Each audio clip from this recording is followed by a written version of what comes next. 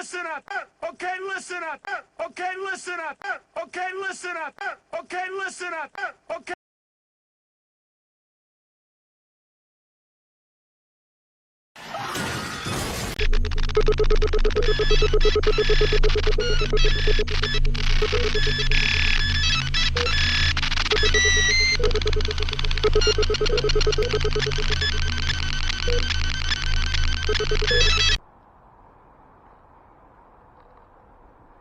Good morning, good afternoon, good evening, Mr. and Mrs. America and all ships at sea.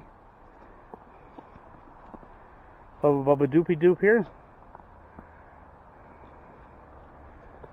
Got the 6-layer waterproof car cover. It's got elastic all the way around, grommets if you want to tie it down. 100% waterproof. So in the winter, you get a few inches of this wet, packy. I mean, it's really packy, you know. Great for building snowmen, or the kids take like a tote and pack it, and then turn the tote, because most totes are like a trapezoid kind of. You know, they're narrow at the bottom, or look for that type, you know. And you pack it, and then turn it upside down. You got an instant block.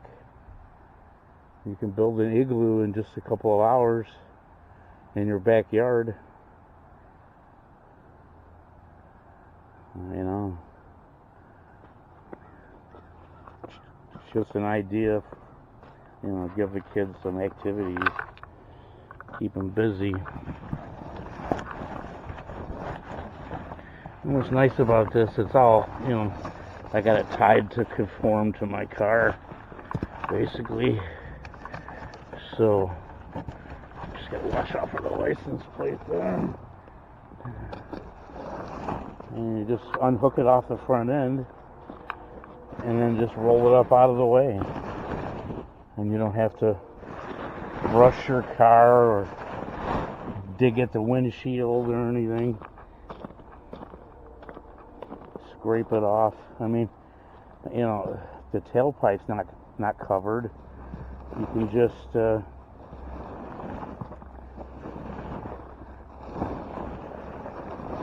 I wasn't holding a camera, you know, you roll it off of the car, and roll it up, throw it in the trunk, and you're all done. And we're dry as a bone here.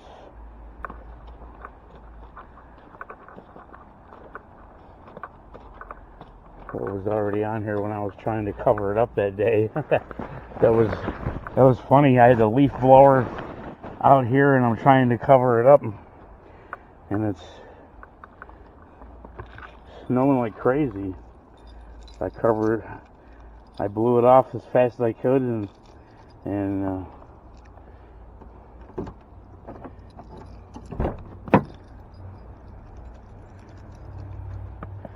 threw the cover on it. So what this video is today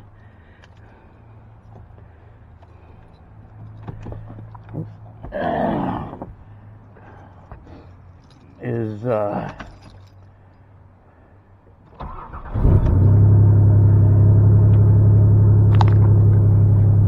what I was looking at before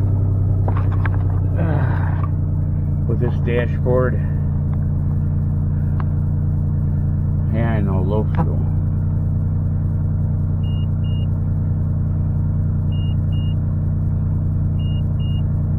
Okay. So when you push gauge, okay, this is how you would drive around normal.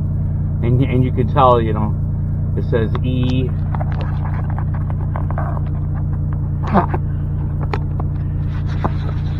My lens a little foggy here. It says, well, you know what, too, here, this damn, let me tilt the wheel down.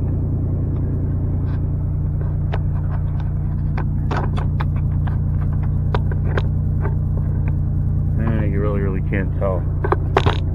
I'd have to get my, I got my action cam rig.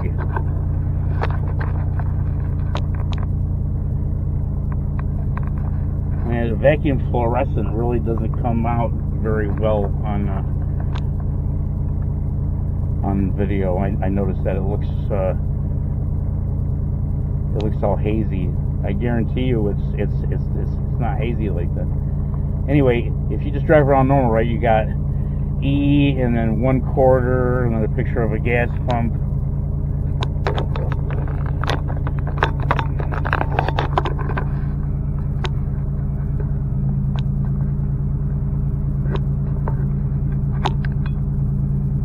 More light's not gonna make it.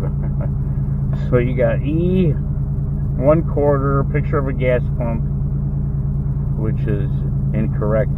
If you look at every car that knew what they were doing when they made it, man, this is a little, I'll have to hit this with the Rain-X anti-fog before I put the bezel back on. But when you see a picture of a gas pump or a gas nozzle, whatever, on your dashboard, where the nozzle is should correspond to where the gas door of the vehicle is. And with this car, it is not. The pump should be flipped around the other way because the gas door is on the left, on the driver's side. But it's pictured here. Anyway, okay. So, drive around normal like this. You can push this gauge button. What that does is zooms in. Now 1/4 is way over here. And then where the pump is 1/8, and then it goes right down. So when I put $20 in this empty tank, and that was 98 octane, no ethanol, it was a little over 4 gallons. It brought me up to 2 notches above 1/16 of a tank. So halfway here, this would be 1/8. This whole thing is 1/4. See, 1/4 tank, 1/8, 1/16. We're at 1/16 of a tank right now. I'm at 1/16 of a tank. Bring up the gauges. Battery's charging. 14.4, 14.3. Oil pressure's nice, all warmed up.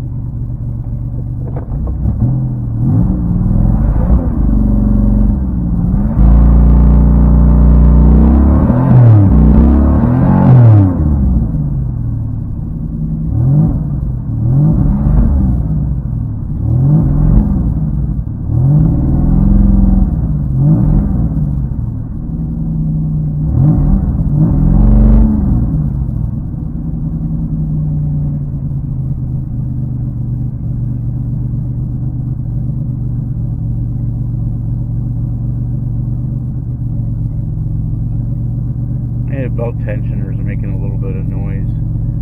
It's the original one. I got a new one, so it's just a matter of a couple bolts. It's not that hard to do. But it's not like it's going or anything. It's just from being in one position a long time, If it was bad, it wouldn't go away when you revved it up. Okay? That might be a little glaze on the belt too, from having not being moved. If it was a bad bearing, it wouldn't go away when you revved it up.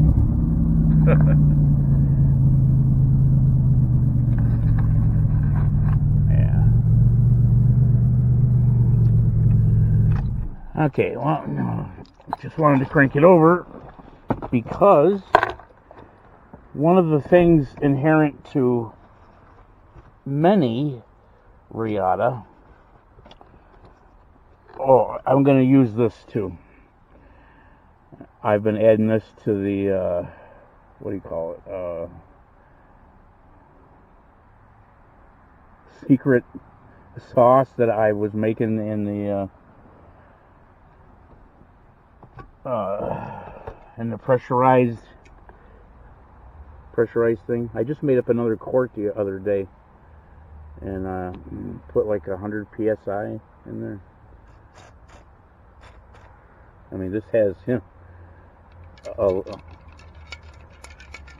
I also put a large nut in there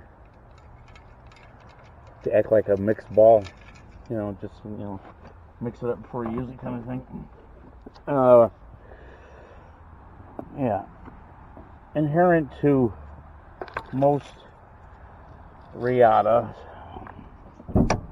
not all of them, but enough to be a problem, is and it's even on Ronnie's website there, Riata Owners Journal, ROJ.com, Riata Owners Journal. It's a pretty cool website if you own a Riata. A lot of people have taken a lot of years to put that together. I used to belong to it years ago, and all the tips and tricks and how to work on your Riata and how to bring up the codes and everything is there. A lot of people took a lot of time to put that together. So shout out to Ronnie and everybody else over there to keep the knowledge of these cars going. I mean, up to a point. What can you do, So, one of the inherent problems of every, I keep saying every, but it's to the point where it's enough to be a lot, like, hey, what is the problem with this kind of thing? But nobody really ever addressed it to be, definitive of, oh yeah, this is the problem, But I have a nice Optima red top in here. I don't play around with, when it comes to car batteries. I try to get a nice one if I can. I kind of keep away from the lead, flooded lead batteries, lead acid batteries. I've had very, very good luck with this Optima red top. And I originally bought, I have two of them, okay? So I bought one, and the other one is going to be for the stereo. I got the box for it, the battery box and all that. And so I had this one right here in the box, brand new. It was going to be the one for the radio. Okay, no problem. And I left the other one, hooked up normally. Over the course of about 3 months of just not running the car occasionally, I guess. I don't know what does it. I bought a box of fuses, and I changed almost every fuse in this car. It's got something to do with the factory alarm. The way it sits there and waits to be tripped, maybe. I don't know if anybody's ever figured it out. Please drop something in the comments of this video. Anyway, after a while, it just kills your battery. And if it's an AGM battery like this, it is almost not recoverable when it really, really... usually these AGM batteries have a little chipboard in there that lets it know what temperature it is, and it won't overcharge or or over drain because it'll kill it. An AGM battery, like a regular flooded wet cell battery, if you dead short it, like with an incandescent headlight, it'll just drain, and then you can charge it, yeah, but it's not burned out. An AGM battery, it should get so low and then cut itself out. Well, this other red Optima red top didn't. It got so low that it just cooked it. And I was like, what the hell? Well, it didn't kill it, but when you go to charge it, it doesn't really charge up 100%, and the charger actually tells you that it's shorted out internally. I have no idea how that happens, but that's what the battery charger tells you. So I always come out and try to unhook the negative side. Well, it's no big deal.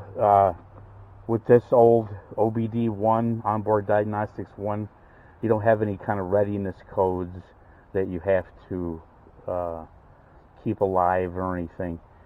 If you did with a car, you can get the little adapter. I'll put a link in the description, and it holds a little 9-volt battery, and you plug it into your OBD1 port, OBD2, I guess, too, and it just keeps the memory alive. You could do that with this car. The only thing I have to keep alive is the clock on the dashboard, and there's a fuel trim algorithm on OBD1. It's called Block Learn Multiplier, or BLM. And what it does as you drive, it learns the fuel trims, short term, long term, and the constant adjust. Well, like if you look at like when Brent and Jamie over at PFI, or anybody else, when they're mapping where your fuel trims and all that of the map, that's a block learn, blocks, and it's learning a multiplier, and there you go. I mean, BLM. So anyway, that gets erased if you undo the battery. Now it's no big deal. You drive for a few minutes and it relearns, and no problem. It's just an inconvenience with gas mileage if you do it constantly, because it does take about maybe about 10 miles maybe to learn how to run correctly. But that's all it is. It's a memory of how to run correctly, but it runs just fine when you first plug the battery in. Okay, well, with this takes care of Zozo Motors remote battery disconnect, or anything disconnect. It's a remote disconnecting or connecting switch, just a remote switch. Goes up to 1,000 amps, heavy duty. Got it off Amazon. I made my own little kit here. I put a few zip ties in there, and the 2 wrenches that you're going to need. A 10mm wrench for the actual switch's terminals, and a 9/16 wrench that's for connecting this to your battery. Now, I'm just going to advise about a Riata and not any other cars. I'm not telling anybody how to work on their car. I know my disclaimer always has that. So you open up the box and you get a bag of hardware. Get my light down here somewhere. There we go. A bag of hardware. You get what's called a bus bar. You get 2 bus bars and all the nuts and bolts, washers. Then you get a jumper wire, a very heavy duty 2 gauge, and this is just for jumping a ground. You never want to, if you can help it, don't ever switch a hot cable. Okay, because like your dome light and most switches, that's a controlled ground for a reason.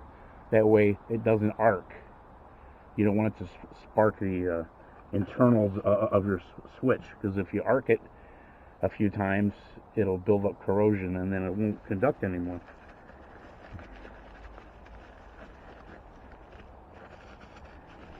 That's why they put a condenser on old ignition points. You have to have a condenser on there, and that kind of holds on to the juice away from going across that contact point and arcing it like crazy. If you didn't have a condenser, it would just if you didn't have a condenser, it would just arc itself to death and probably weld together and it wouldn't even work.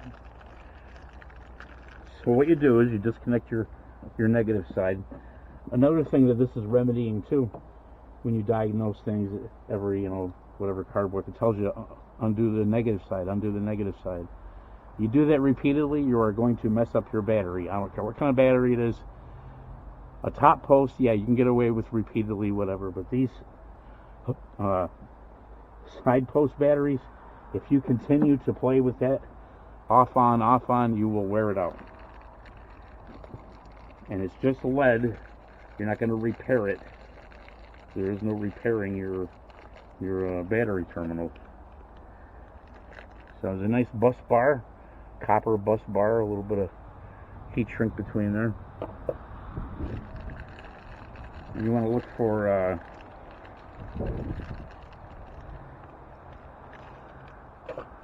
I'm pretty sure it comes with two different size bolts to hook into your battery. Okay, that's going to work no problem, and this is going to go right in there, no problem. My positive one, I already have these kind of terminals where it's put a nut on one end, so I can just take I use my crescent wrench to hold on to the large flat.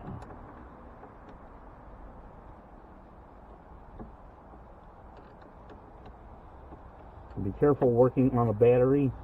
It's already disconnected, but the positive is not disconnected. You want that connected. So, just be careful, like arcing around the contacts or anything, And you don't have to over tighten these. You got to remember, lead crushes down. So this comes with directions. It's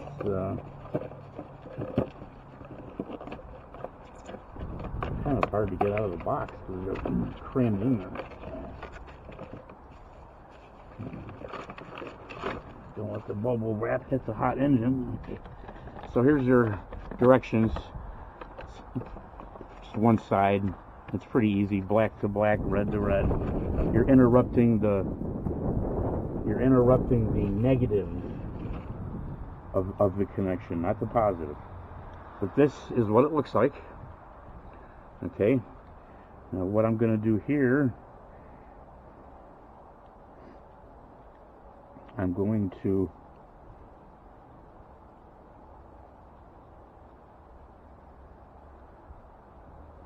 use one of the bus bars, and that's what it's for. You put the nut back on, and the nut has the nuts on the switch have captive star washers, so that's very, very nice. Yeah, the hardware is very, very much worth it. Now you don't want to attach this to your battery per se. That wouldn't be good. I got zip ties to just hold it up out of the way right here by the strut brace. It can just hang out right here, out of the way of everything. So Maybe not. Let me see here. This bus bar, you want it to attach. Let me get you a better view here. Kind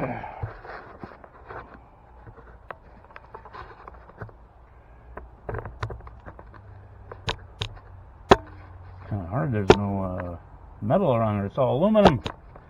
There we go. Okay, that's a little bit better than the overhead view. So you got positive and negative. I put this bus bar on here. Okay. I just put it on loosely because that's going to be the attachment that goes over to, and you can use two of these if you want, one on top of the other. They actually give you two if you have to route this a ways away or whatever. Because you could theoretically put this in the, you don't have to necessarily have it under the hood.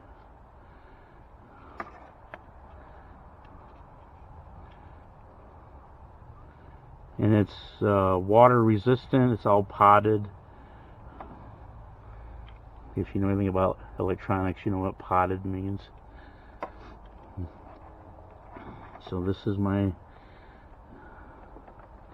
let's see, this, I could probably lay it right over here and put the jumper on there. Okay, so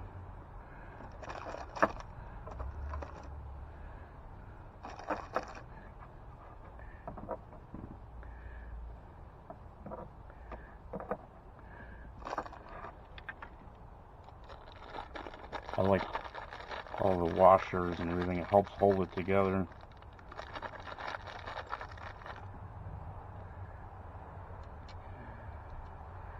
Alright, let's see here. Got that and that.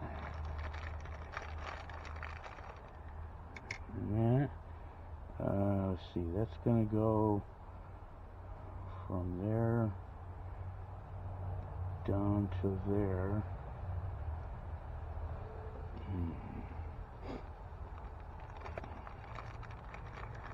Another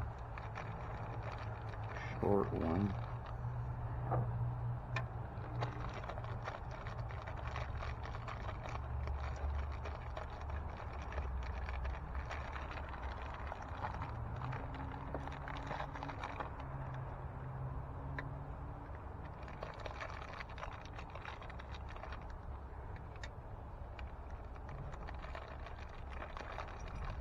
They give you extra heat shrink too if you want that. You could theoretically put two bus bars on top of each other if you were handling a huge load. You know. So we want to make sure, is that going to go in there comfortably?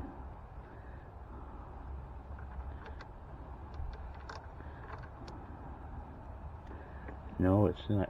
It's really not. You want this to crush down and make contact.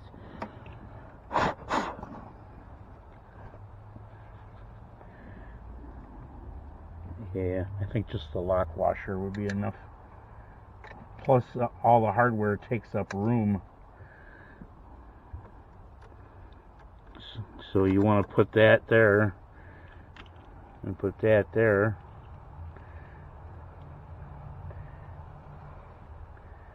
And then put a nut on the back of it.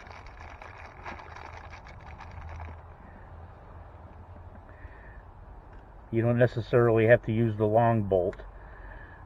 You don't need to have a ton of hardware hanging out there. And this 9/16, you tighten up the nut part of it.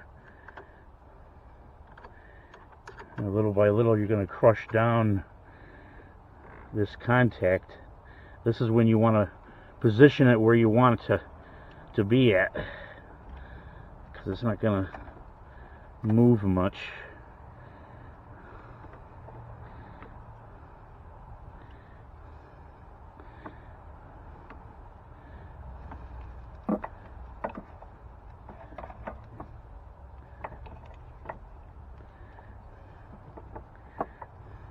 Okay.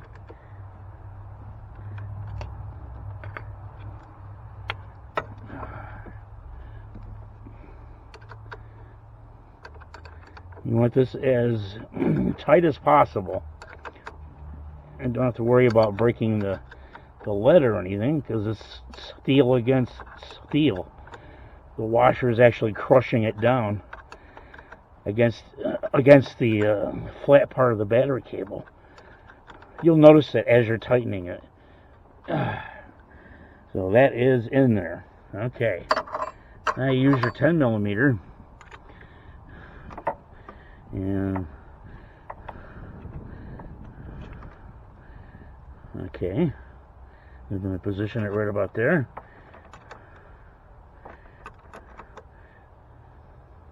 And with that, you got to be careful because you're actually turning into the body of the switch.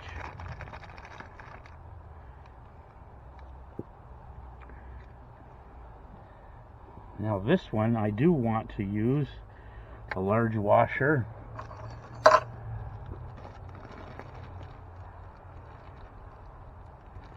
into the battery.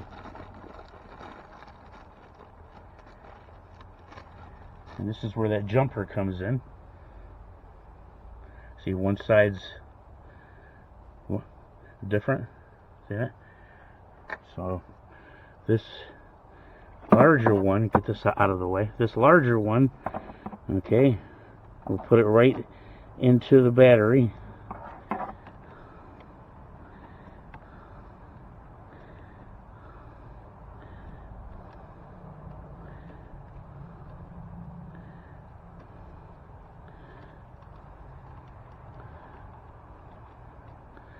Yeah, this one's too long. I thought it would be. I was thinking it would be.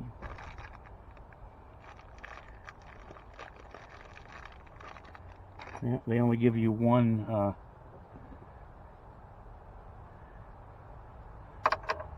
short one, which means I'm just going to put the long one on the battery cable.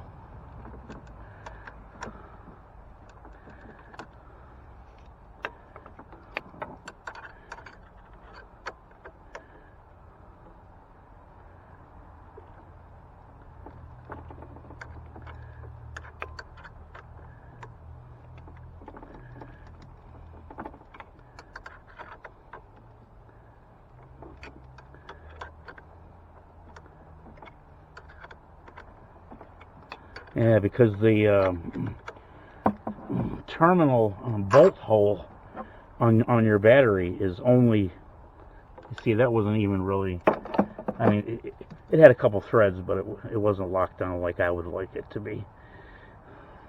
So we're going to use the longer bolt.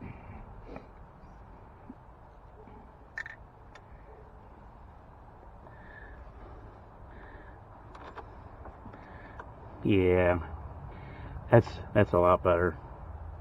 You got more to work with now.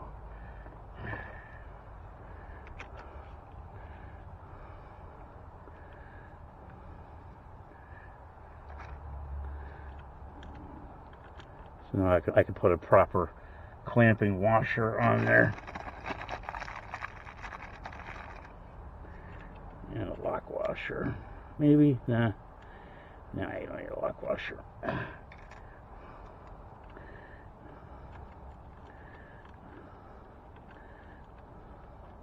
Got a lock washer on the other, on the head of the bolt.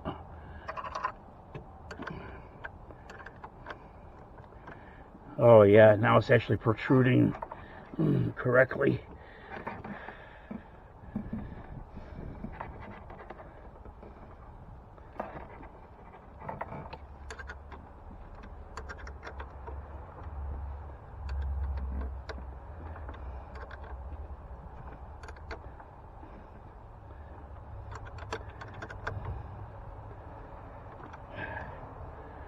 Alrighty.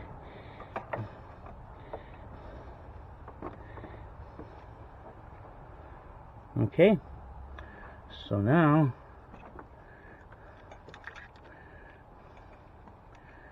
your other 10 millimeter is for the jumper wire that goes to the battery. Remember, all this is a remote control switch. That's all it is.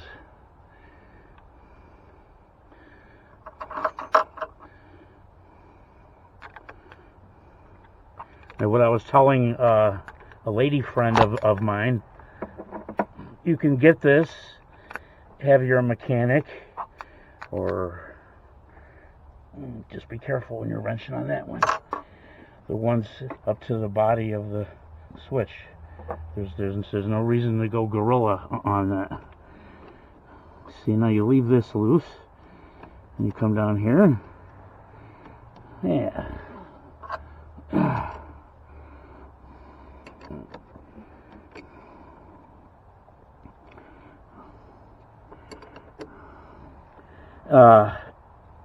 You don't have to be a woman, but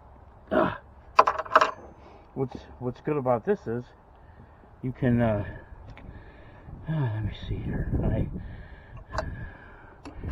me move this down a little bit.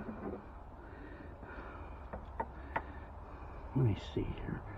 Does that look okay?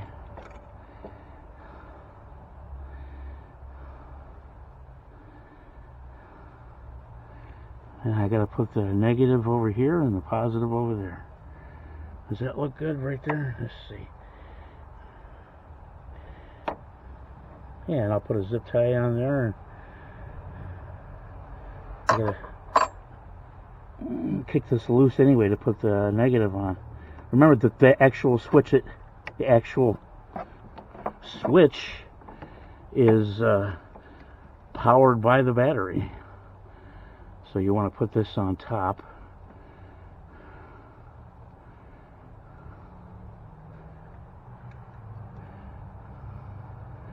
I put a washer on here just to hold that little battery terminal a little more comfortably. But you got to crush down a little hoop like that. You'd rather have a washer up against it.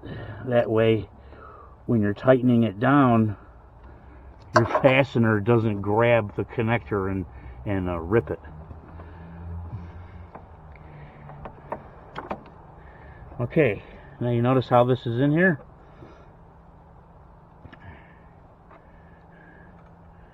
And I put a washer on this side here.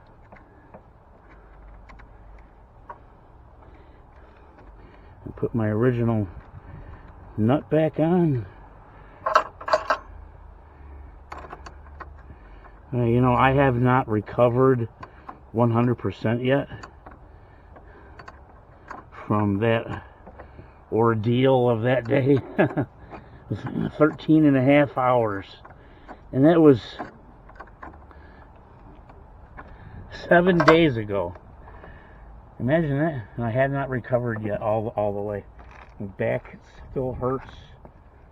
And joints and everything. Incredible. The ordeal.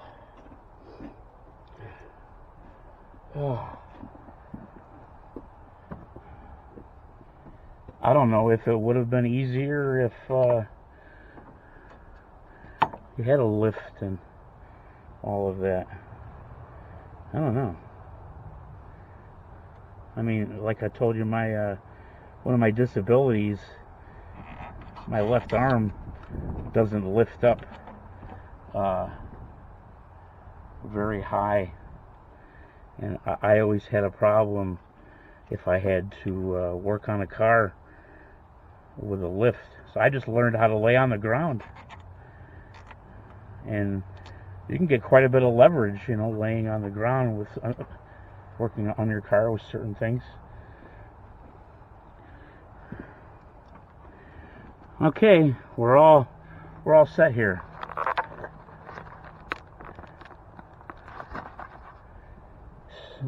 So you got your switch.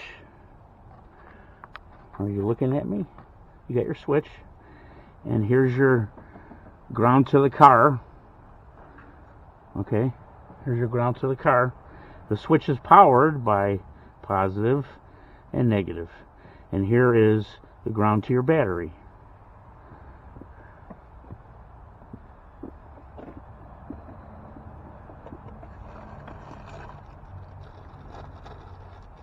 And it comes with two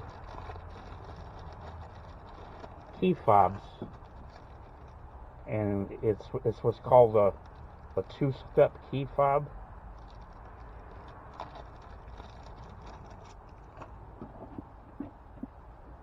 Where hold on here to get the little key ring on it. It comes with a little hook ring you have to add on.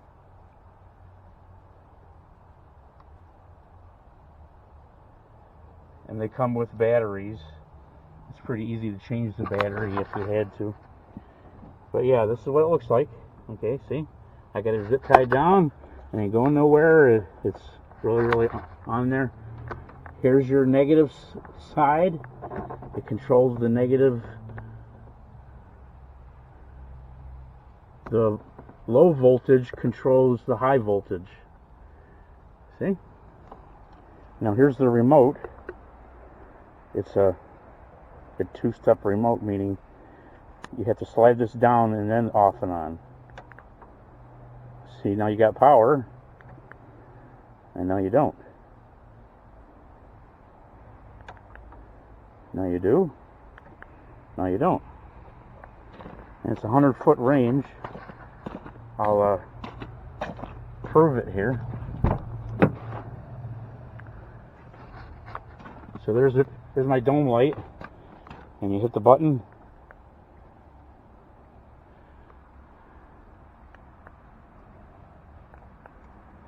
and now we got power. And now you don't. And now you do. And now you don't. Now we can put the keys in the ignition. Now the thing about this, with most cars, if you disconnected your car battery while the engine was running, it would mess up the alternator. It's really not meant to do that. You would mess up the alternator after a while, but it's not as bad as removing the alternator and have the ignition run off the battery. But that isn't what this is for. Okay, you notice I just turned the key on? Now watch. I push on. Now I got power. Push it off. Disconnected. See? I got power. And now it's off.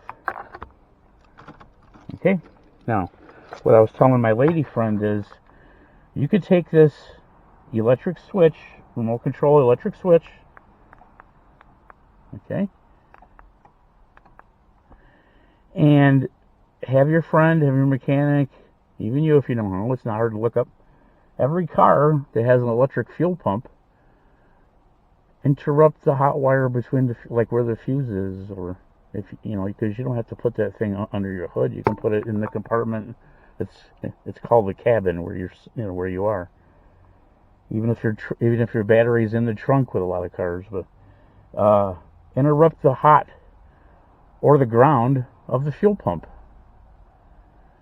The fuel pump isn't much juice with most cars. It's just a couple amps. But and keep this covered up. Okay, keep it in the waistband of your pants. Hook this in the waistband of your pants, out of sight, out of mind. If you are ever carjacked, let me make sure my keys are out here. If you're ever carjacked, okay, think about this. Your car is going, you're not going to get it back. Your car's gone. Hasta la vista.